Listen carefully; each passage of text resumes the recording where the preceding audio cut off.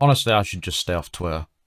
It's been a couple of weeks since Microsoft announced the Surface Duo 2 at their Surface event, and the release is fast approaching. But, of course, it wouldn't be a tech release if it wasn't for tech people on Twitter getting angry at the fact that Microsoft are releasing something that they don't like.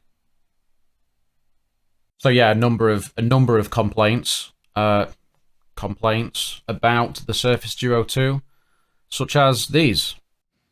It's just two screens stuck together. Why is it so expensive?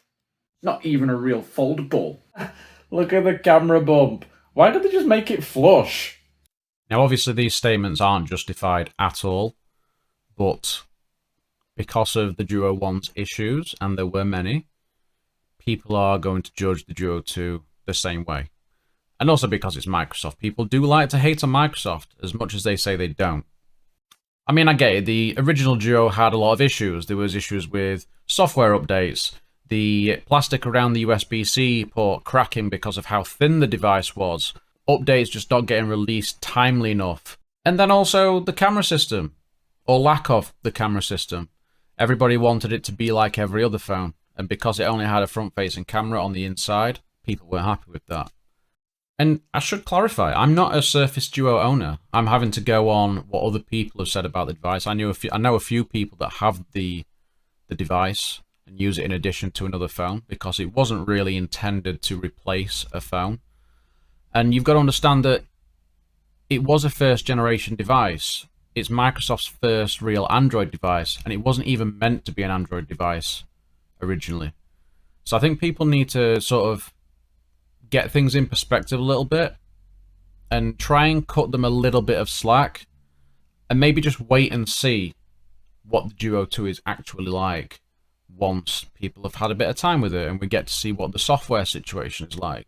Now, Microsoft has given us the Surface Duo 2, and it has rectified all of these issues. As far as I can tell, we've got bigger displays, they run at 90 Hz, they even curve the display around on the spine to give it a little notification ticker when you've got the device closed.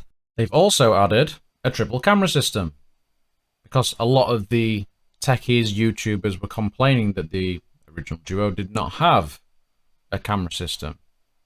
But now they're not happy with the camera system because it's too much of a bump. This still isn't good enough for people that honestly can't even see the genuine engineering feat that Microsoft has presented to them. The Duo alone is a work of art. It's so thin. And what they've managed to do with the Duo 2 is make it still very, very thin, although it is a little bit thicker, and have managed to put in a camera system that's the slimmest it could possibly be at this moment in time with the technology we have. There is a limit when it comes to physics of what you can do with a lens.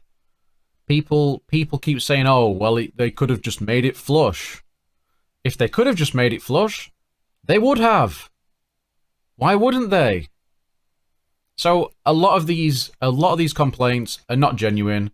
They're from tech people that actually don't really understand the technology that they're talking about, and I think they just need to just tone it down a bit. I know they like their Z folds and everything else, and because it's a Microsoft product and it doesn't have a proper folding screen because it's a dual screen device, then it's somehow not worthy of the price tag.